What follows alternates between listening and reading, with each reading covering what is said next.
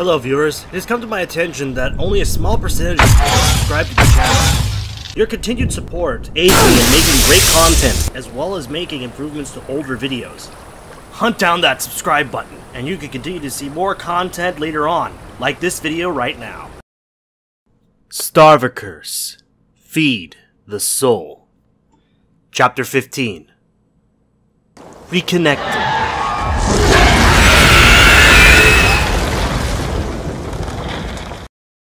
Within the lone dwelling, behind the luminous light of the cloudless sky, soft sobs were exchanged amongst the effulgent, embracing pair. And when there were no more tears left to shed in neither the woman nor Wendigo, the rejoined couple simply enjoyed taking in another's presence. Cradling while inclining her head into the wiry tanned chest, Summer enjoyed the strong, steady rhythm of her beloved. Ben may still have been a cryptid, but the curse of being a primal slave to hunt was no longer plaguing his mind, and his fed, robust presence was a far cry from the starved, emaciated beast that lurked in the north woods. Summer's mind dwelled about this arcane change. It made sense that his body did not revert to human, since her findings stated that there weren't any cures. In point of fact, it was the selfish spirit that held the unexplainable enchantment. Thus, Ben remained a Wendigo. But, all in all, none of that really mattered anymore. For though the physical body wasn't restored, the elements of her husband's humanity certainly was. And for that alone, Summer was jubilant beyond belief. Because, in the end, all of her planning wasn't in the least futile at all. The ends of the woman's lips arose. Ben's skin had become warm as toast, and in the place of the horrid death musk that seemed to aerate and seep into the walls was a woodsy, sweet aroma of fresh sandalwood. The scent was akin to when Ben used to return from a day of hiking. Now, it was more potent and alluring. Under relaxed lids, Summer could tell that the room's lights had just flashed. It was the telltale sign that the original power had retaken its role from the generator outside. She finally peered an eye at a hung, cordless clock that wasn't affected from the scary, sudden, brief blackout. It was a little quarter after 1 in the afternoon. With a few final sniffles, Summer fluttered away the excess moisture from her vision. She had fully lost track of time. But after being wide awake, and her ordeal with Ben all night, she was dead to the world for 4 straight hours. As happy as Summer was being enveloped in the large, strong arms of her beloved, half-heartedly, she knew she needed to get back onto her feet. Literally. The held woman was 2 meters from the carpeted floor. "Ben," she breathed softly, with a hand rubbing his broad back. Crooned the deep query. "I need to go." With eyes still closed, the content cryptid nuzzled his strong profile into the side of the woman's face. "Ben, it's all right. I'm just gonna..." "Don't go. Stay." Summer blinked deeply when she felt Ben's jaw push in, and his arms tightening over her back. Both her heart and soul ached from the distrait gesticulations. From all the excruciating crap he's been through, it was no wonder he did not wish to be away from her for even a minute. After another consoling caress, Summer returned his tender squeeze as best she could. "Benny, baby, I swear I'm not leaving this house, nor am I leaving you, ever. I promise that I'm just getting something out of the vanity dresser. Okay? After nearly 10 seconds, Ben emitted a relented sigh, which sounded more relieved than apprehensive. Okay. Tenderly, he aided the woman to the carpet as if she were a vintage porcelain doll, and once on her own 2 feet, she stepped to the mentioned dresser. Summer pulled the middle drawer, took out a large ring that was adorned with several keys, and got onto the bed to stand in front of her huge husband. "I think we can take these off now," she declared, pointing an index finger to one of the metallic fetters that was still attached to a snap chain. "What you think?" Ben slanted his head to appear that he was mulling over his answer. "Maybe afterwards." Amber orbs widened in sheer surprise, because not only did he just joshed, but his elided speech had spoken the last word perfectly and in a playful tone. Summer spotted a glint in his gaze, while a short, gruff chuckle resonated from his furred throat. Perv. She scoffed with a small snicker of her own as she unlocked the large collar and pair of manacles. After the substantial, silver-coated restraints were quickly placed on the floor, so not to disturb the sleeping tortoiseshell on the bed pillow, the woman regarded Ben rubbing his freed wrists. She didn't wish to upset him, but her unease for him was overpowering. "So, how long have you been up?" Not long. Maybe.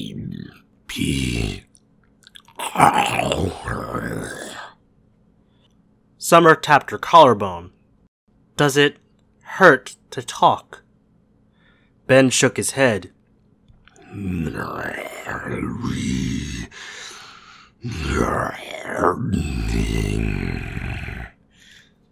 The woman nodded with understanding. Now that his restored cognizance was at the wheel, Ben was adjusting to speaking with such an elongated muzzle and narrow mouth line. "Okay, that's good. Do you mind if I ask a few things then?" The serene Wendigo bowed his head and smiled. Summer briefly withheld a breath. "Are you sure you're alright? And were you confused when you woke up, and did you get hurt breaking the chains? And are your wrists sore? And is your head sore? And why didn't you wake me up?" After the woman breathed out the run-on inquiries, she watched Ben's smile deepened into a grin, causing her fair cheeks to tint bright pink. He was admiring her worries for him, and it must have made his vast heart double in size. Not wake sleeping beauty. The center top gap of Summer's teeth fully evinced itself. Dear God, this was so definitely him.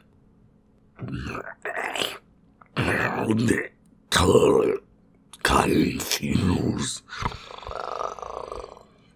I still knew I was not hurt.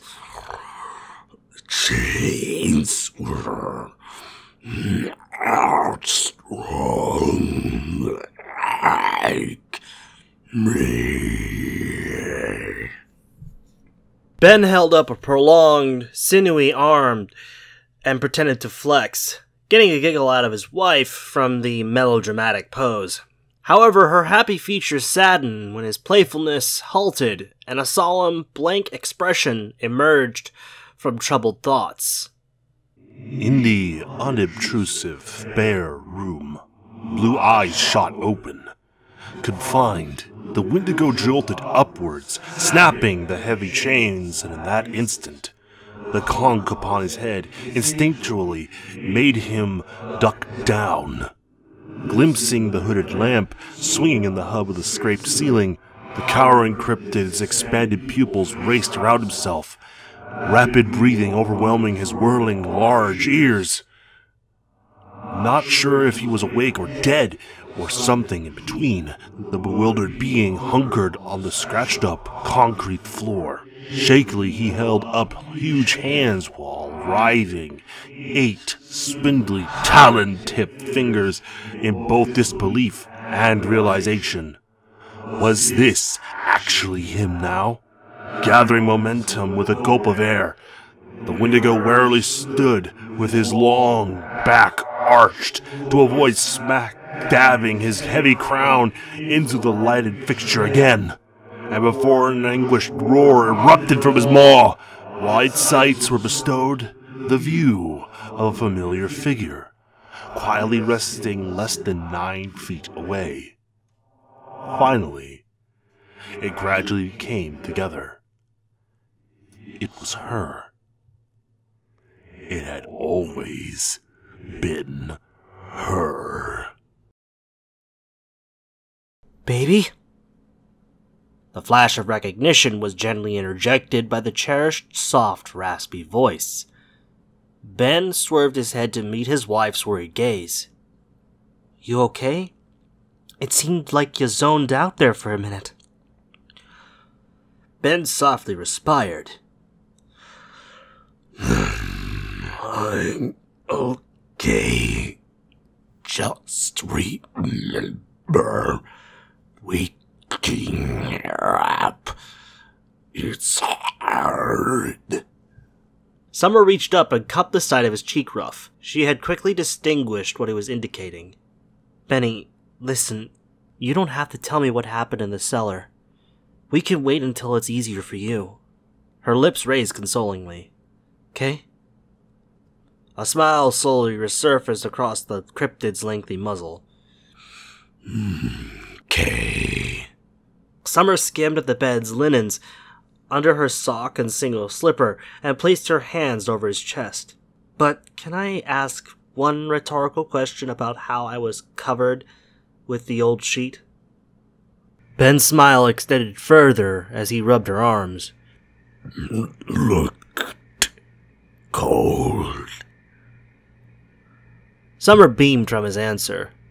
No matter the season, she'd always slept with a blanket. And since the day they started sharing the same bed, Ben had always made sure there was an overly large comforter atop the mattress for them to snuggle under. Summer felt her beloved still stroking her upper limbs, like he was so enthralled that she did not bat a single eyelash at his towering company and lethal-looking teeth and claws. It was probably why the carrying cryptid didn't stir her slumber in the basement, was hesitant with turning around when she first saw him, and why he was so surprised that she had rushed to him so damn fast. But for his adamant life partner, whether he was man or beast was insignificant, because her one and only significant other was all she could see. May I ask something? Ben inquired with a soft tap of the bottom of his fingertips. Summer's smile broadened from his politeness and gentle gesture, and nodded. Of course. Huge hands rested upon her shoulders, engulfing them entirely. Is it really you?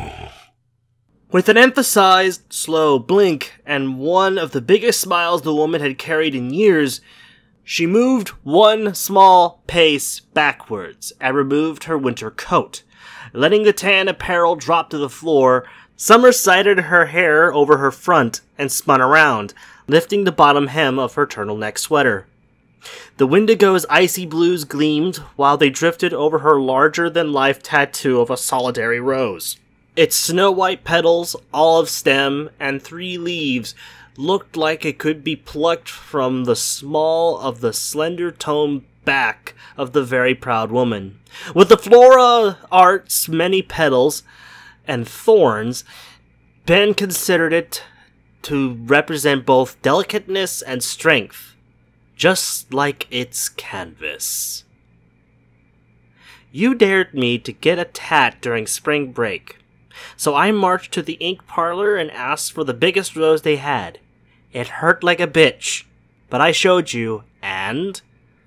I had to do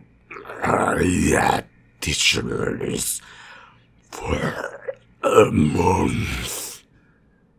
Ben finished, his sights locked onto the inked artwork. Summer's heart fluttered with pride, not just from her beloved remembering the treasured event, but also his speech was really improving. She decided not to tell him, Ben being aware that he was using syllables and words more fluidly might stress him out and force him to concentrate harder. The woman recalled their time in the basement, which seemed like a lifetime ago instead of hours, and couldn't help but chuckle under her breath. Still a fast learner. Nothing. The bringing up of the dare brought to mind all the casserole pans. Before Summer left the cellar, they were splotched with dry bits of sauce and in such disarray. However, when she saw them during her Wendigo search, they were completely clean.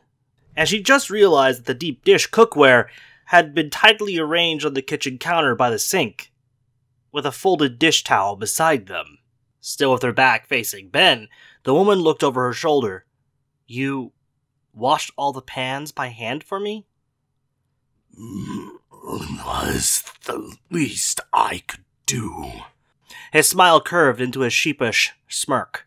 After tasting. Summer shook her head with a light laugh at the image of her happy husband eagerly scraping the saucy scraps from the shallow pots, then back to him finishing off the cold leftovers in the pail. Oh, his love affair with lasagna. Ben continued to admire the rose, the back of his giggling wife's skin forming goosebumps from one of his pointy talons gently tracing along the bottom of the tattoo with the utmost care. She swiftly identified what precisely had received his full interest, and after repressing her chortles, Summer got in control of her voice. Your name was added when I lost. In the corner of her eye, she checked to see if he was calm. Still admiring the inked etching, the cryptid somberly bowed his head. It was added when I lost you, she said gently.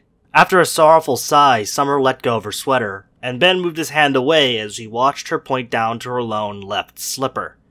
So I asked the artist to write your name in your favorite color. Periwinkle. Glancing at the revealed footwear and the pastel-painted walls of the aforementioned hue, Ben's satin-fanged smile rose higher. He snickered, shaking his big shoulders, and the woman's grief faded as she laughed with him. God, he's adorable for loving a color for its silly name. Sums? Summer broke out from her reflection. How'd you get me back? No cure for the curse. Summer smiled knowingly. Thanks to Ben's great-grandmother and his devoted father, he understood well enough about Wendigos, which was a blessing in disguise to aid the adjustment of his present cryptid form. The woman took her beloved's right hand and gave it a second squeeze. Just some persistence with a touch of fixated insanity. With a small smile, Ben placed his hand over hers. How? Well, you may not believe it at all, but... The cryptid made a brisk shake of his head. How long, love? Summer felt a fluster within the walls of her stomach. Not because Ben had said his other precious pet name for her, but from what he was asking. But doesn't my old face tell you? She joked, trying to lighten the somber tension in the room. The Wendigo silently regarded the weary-looking woman. Sandy blonde curls were fizzy and splayed in all directions. Her lips were creased and chapped from nerves and the lack of balm, and any limited makeup left was smudged around dark, puffy skin under plain eyelids. With fingers still entwined with his wife's, Ben placed his left hand on the side of her head, letting it slide down until its features were nestled within its warm skin. Same as the first day. With shimmering sights and a catch in her windpipe, the woman's free hand hugged the chainless wrist and caressed her cheek into the big palm after giving it a kiss. Not only was his speaking becoming more flowing, but her elation could soar to heaven from hearing those valued words so truthfully spoken. Ben twirled a talon through her lengthy light locks. Your hair's longer. Summer raised a hand over her eyes, craning her neck more so. And you're finally taller.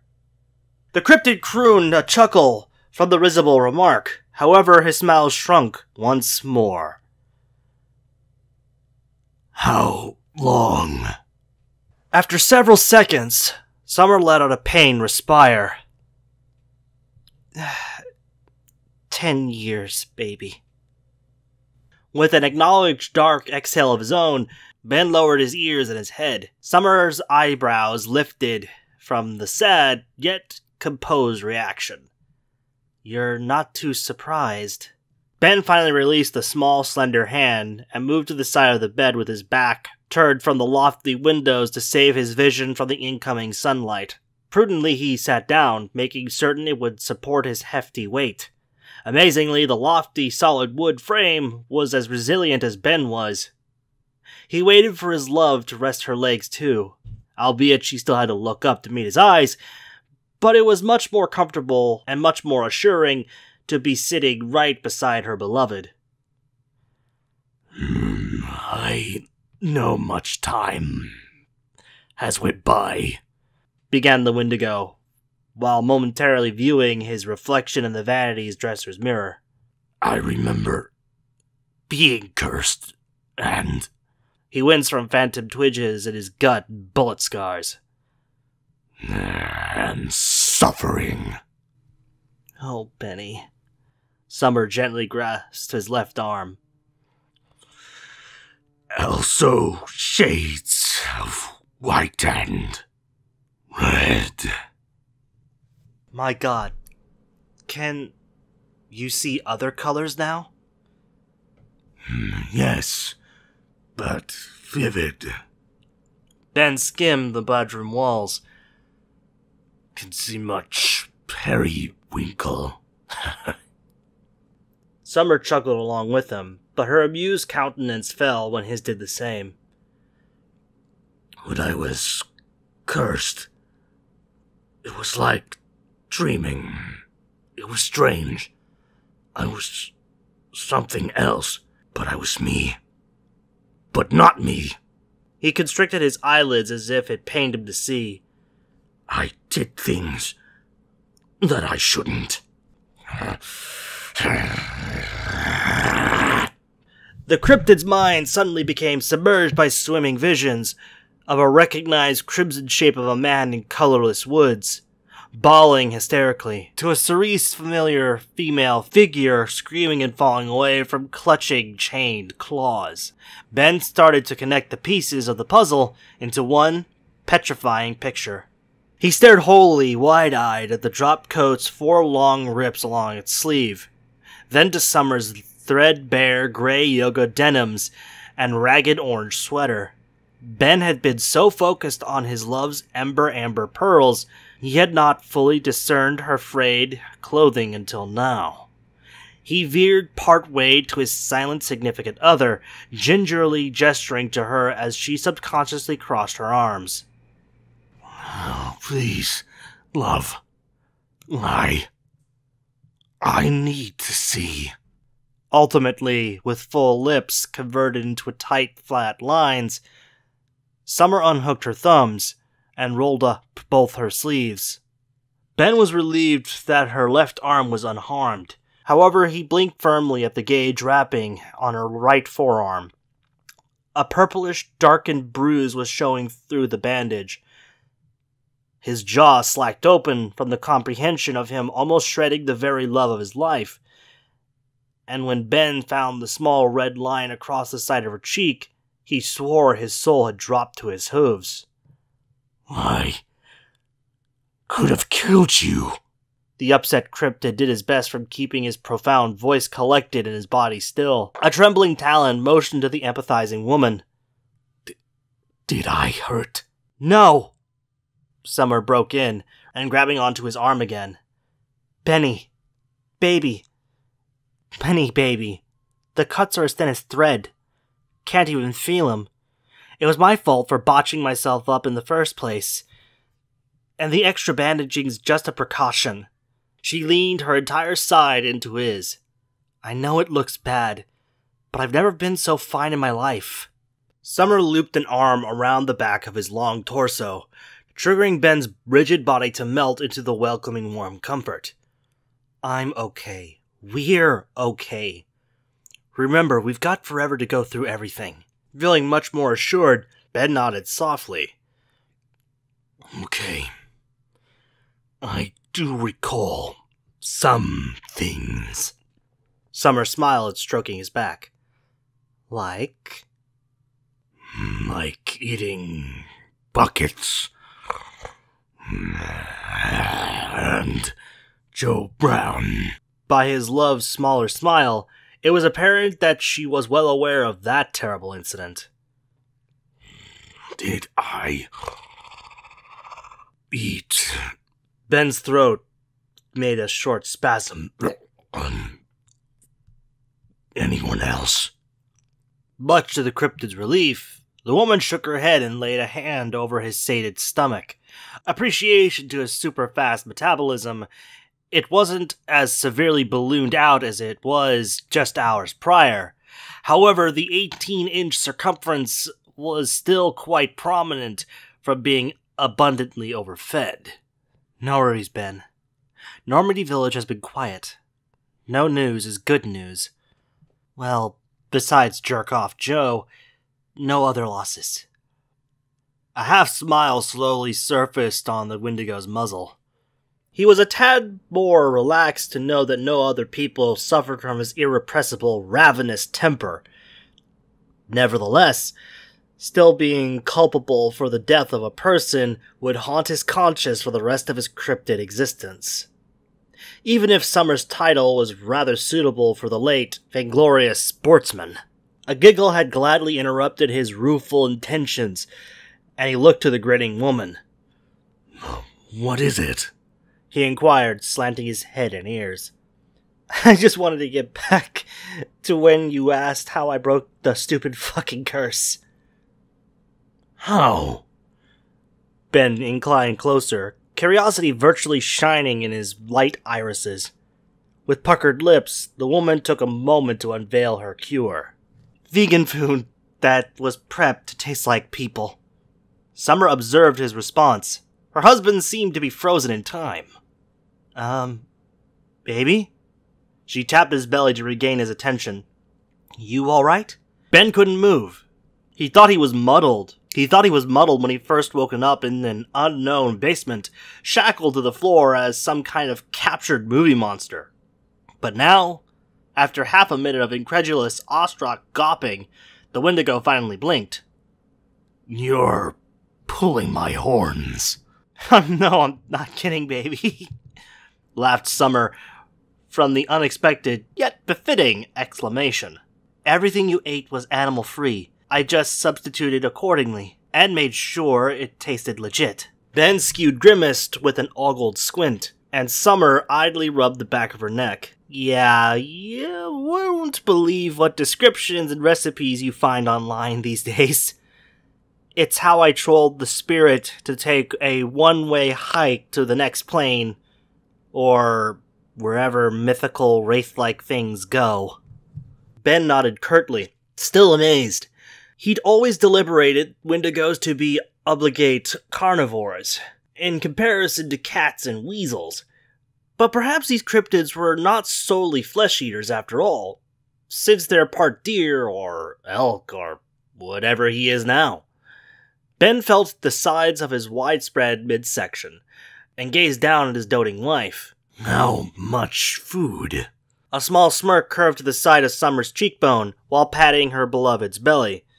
Reusing all the pans you cleaned, plus the ones I've put away. over 400 pounds. Ben gawked, jerking his head backwards. He'd recall eating and definitely had the gut to prove it. But 400 pounds? Why didn't his stomach explode? I really ate all that? I thought you had a block party, he declared hesitantly, for he had seen no other houses when he was window watching. Block party? Cracked up the woman, removing her hand from his abdomen to jab a thumbnail at the windows behind them. What block? I've been a forest hermit for almost a decade. She stopped laughing when a frown grew on Ben's long muzzle, as his large, rounded-out ears drooped down completely. Hastily, Summer laced her contrite husband's fingers into hers.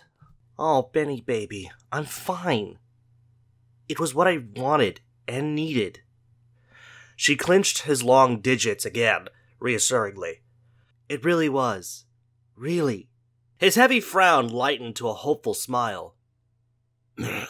Really? Summer pulled his left hand toward her and pressed her lips against her. Summer pulled his left hand towards her and pressed her lips on one of the big knuckles. Really, really. The woman listened to the Wendigo emit a long respire from his snout. His concern for her was as great as his antlers. Ben was so compassionate about his loved ones, which reminded her of something straight away. You know, this hermit crab wasn't constantly alone in her shell. She had Posey and Robert and Marilou. Ben made a single, accentuated blink from the recollection of his adoring parents. He licked the top of his narrow palate, his maw suddenly extremely dry. They're okay. Summer made a terse nod. Mom's great. She still tends to her gardens like she's head of the flower show. Dad's still a hard-headed, lovable grump. He did have a heart attack 6 months ago. Hearing Ben gasp, the woman tugged at his held hand. But he's fully recovered. Dad's stubborn as an ox, remember? With another sigh, the cryptid relaxed again, as the woman continued. All in all, they are well. But both a bit broken, you know. Ben lowered his head, understanding the heartfelt implication. I know, Sums. The woman sadly smiled. They miss you, baby. Those two have been the best support team I could have asked for. Your father. He's done so much and beyond to bring you back to us. Dad probably left a ton of messages on my phone. Summer paused for a moment to view her husband's reactions, and by his quiet expression, she could tell he knew what she was insinuating. Well, I do want to talk to Dad. Love. But what about me now? Ben gestured to himself with the enunciated last word, from the tips of his jagged horns down to the large hooves attached to rangy hind legs. Benny, baby, you are still you, reminded Summer. And they will understand, I swear it. Ben precisely reckoned on what Summer meant. His parents had awareness on Wendigos, although his mother never truly believed in them. But then again, he didn't either. Ben sharply shook his head downwards. Yes, he was ready to reconnect with his father. Okay, baby. The woman gently freed his hand and retrieved her stray slipper by the bed frame. I'll go get my phone downstairs and break the iceberg first. The woman trailed off when her ears alerted her to the very low grumbling, triggering she and the Wendigo to lower their sights to the source of the interposing bellow. Seriously, Benny? More? Rapidly, Ben blinked twice from the odd trace of memory over his love's intonation of more, but mentally shrugged it off. Just nerves from calling Mom and Dad. Yeah. Another rumble. Ben clamped onto his protesting paunch and bared pearly pointing fangs into a guiltily grin. The woman arched a light eyebrow, pouting her lips. Uh-huh. Summer had heard the sound far too many times for it to be anything else. Now that his nourished body was getting used to being fed, his fast metabolism was quite keen on keeping that up. Summer took a glimpse at her wall clock. Well, we did miss 2 meals today. So, what would you like for a very late brunch? She curiously awaited to see if Ben's gustatory preferences had returned as well. Maybe pancakes?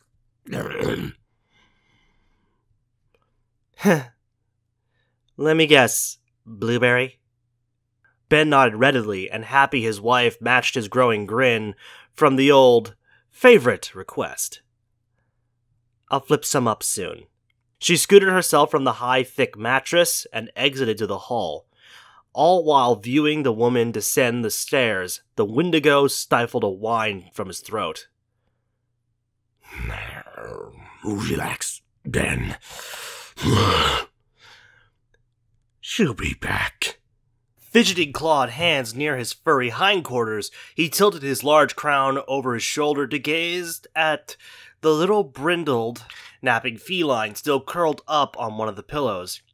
When the perturbed cryptid left the cellar, his sensitive ears had instantly perceived chirpy, pleading mews with scratching at the closed-off door, and despite his tightened size, the perceptive cat just seemed to know that he was no longer a danger to her.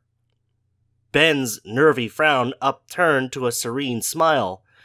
The divination of animals really was stronger than humans. Thanks, little soul, for their warm company, he whispered the best his deep voice could muster. After 20 minutes painfully ticked by, Ben's ears and head swiftly turned toward Summer, coming in from the upstairs hall. Whew, Jesus, it's a good thing I called Dad when I did. My phone was on mute, and he called me early this morning and got super worried when I didn't return his call. Or dozens of texts. She stood in front of the sitting Wendigo and held up her phone. He thought a burglar had broken in and was ready to storm over with his rifle. Ben smiled. Dad was always a superhero who forgot his cape. The cryptid's eyes blinked quizzically at the extremely tiny teal smartphone and canted his head to the left with crooked ears.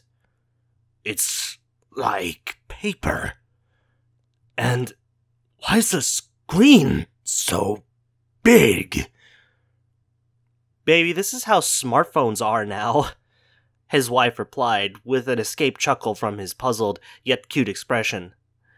I'll show you how it works later, but first... With a soft press of the woman's fingertip, the phone's LCD revealed the name of whom Ben was both anxious and excited for. Robert Bree. They're on hold, baby. They? Ben stammered. He felt more secure with talking to his father because the ardent man was so conversant on Wendigos, but his mother, who jumped at the mere sight of a woolly bear caterpillar wriggling across her herb garden. Summer saw the much-needed-to-be-answered question in her beloved's fretting eyes, and gently embraced his hand once more. Yes, they both know. And yes, they love you. I know you'll just want to talk first, so it ain't FaceTime. Only ever owning a superannuated phone, and being occupied as a Wendigo for the last decade, Summer's confused husband switched his tilted head to the right, flicking an ear. The phone tells time by your face? No, Ben. It's a video call, but way less pixelated. I'll explain later, added the woman. She returned her waist-length loose curls to drape her back. It, did take some effort from me and Dad to calm Mom down, though. She is gonna need time for Dad to give her a crash course on Wendigos. But she's just excited to talk to you, as he is. Ben's glistening sights blinked lovingly. God, he was so blessed to have such acquiescent parents. You ready, Benny? asked Summer, still holding the paper-thin smartphone. With a gruff, nervous exhalation, the cryptid nodded briefly. His wife put the phone on speaker and laid it beside him. "I'll give you some privacy," she whispered. "So I'll just take a quick shower, then start on your very late brunch." However, as the woman quietly ready to leave the room, she noticed that Ben had not released her hand, and he quickly caught on to what he was doing. "Sorry," he murmured with an apologetic bob of his head, reluctantly releasing his grip. "Benny, baby, I'm not going anywhere." Summer bent down and wiggled her fingers over his navel, eliciting a hearty chuckle and a clenched smile out of her husband. "And neither is this," she cooed, giving the rotund tummy a light kiss. With quiet awe, Ben marveled at the woman as she sauntered into the bathroom. Never had he felt so relieved and proud. Summer, Mom, Dad. He really was loved by such caring, committed people. "Hun? Is he there? Can Ben hear us?" An older, rugged voice pleaded from the bed and smartphone. Did I just hear my boy laugh?" chimed in the aged feminine perky tone, quivering in anticipation. "It was hoarse, but I know that laugh anywhere." Tentatively, the Wendigo picked up the phone into his palm as delicately as he was able, and swallowed. Hi, Mom, Dad. Ben kept the phone to his chest's level. The pair on the other side of the phone didn't respond, and when nearly a minute had passed, their awaiting son grew even more alarmed. "Mom? Dad? Daddy?" Unexpectedly, the silent tenseness in the air was filled with wails. Wails mixed with sobbing and laughter all at once. "Oh, praise God! Thank you, Jesus! It's our baby! It's our baby boy!" "I've never given up, son. I've always looked for you. We've always looked for you. Oh my God. I love you so much, Benny." "We all love you. I still can't believe it. I need to sit down." Peeping behind the nearly closed bathroom door, Summer's adoration for her in-laws had convinced herself to eavesdrop on the reunited family, and seeing her husband wiping away briny moisture from his screwed eyelids had caused her own cheeks to cascade with tears. "Love him so much too, baby," whispered the woman with a small sniff while clicking the door in place to prepare for a much-needed shower. "You didn't forget to take your pills, did you, Rob?" asked Marilou, between snuffles. "Can't have you dropping dead from shock from hearing our baby boy." "Mary, my heart has never felt so indestructible in all my years," commented her joyous husband. "If our strong son can overcome that stupid fucking curse, then I should be able to bench press again." "Oh, you get a crank in your back whenever you bend for the morning paper or to pick up after blitz in the backyard," the older woman commented before Ben could hear her blowing her nose. "Benny Bear, are you feeling alright? Does it still hurt being a Wendigoat?" "It's Wendigo, Mary. Holy cow, woman! How do you not properly pronounce the subject of all your grandmother's teachings?" "Oh, you know I've always preferred fairy tales as a child, Rob." "Well, last I checked, the three little pigs weren't living next door to us, Mary." "Well, if our son is a fantastical wonder, then maybe anything's possible." "Oh, Lord, give me strength." "I thought Mr. Invincible said he could start bench pressing." That's not what I meant, woman, and you know it." "Maybe I do, and maybe I don't." "Oh, what's that supposed to mean?" As the eccentric elders on the other line bantered, Ben listened on. His cheek ruffs were seeped with emotion. Although his memory of a decade of being a cursed cryptid wasn't fully coherent, his heart, however, could feel how long he missed the quirky duel. To regain his parents' attention, Ben cleared his throat and after a short gasp, a small pucker sound was detected. He knew the overjoyed couple had reconciled as fast as their city arguing had begun. "Please tell me, how are you feeling, Benny Bear?" Marilu inquired tenderly. I am feeling better, Mom, responded her son, his deep voice cracking at the end from speaking with the ones whom he loved for his entire human life. "Oh, Penny, you do sound hoarse. Do you need me to bring over some elderberry spearmint tea? I know you love to drink it whenever you get the sniffles." Ben sighed, but still maintained an unseen sincere smile. I'm fine, Mom. I'm not sick, his mother mulled out loud. I don't know, Benny Bear. I should come over and see if you have a cold. Do Wendigos get colds? Oh, I'll kiss your forehead and we'll know if my baby boy's coming down with... No!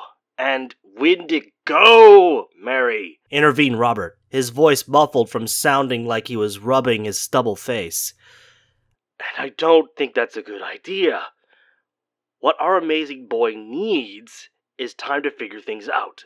Before you start driving us all goddamn nuts with all your crazy herbal mixes. Am I right, Benny? I like Mom's teas, respectfully replied the cryptid. See? Marilu drawled to her huffing husband. But more time sounds best. See? Jeered Robert towards his scoffing spouse. A voice sighed lugubriously, and seconds later, Ben heard shuffling, for Robert had just seated closer to his disappointed wife. Oh, it's okay, Mary. We'll see our Benny soon. Let's let the two lovebirds reconnect first. They are so well deserving of that. Marilu contemplated before a small snuffle. That is true, Rob. You really are a wise old goat.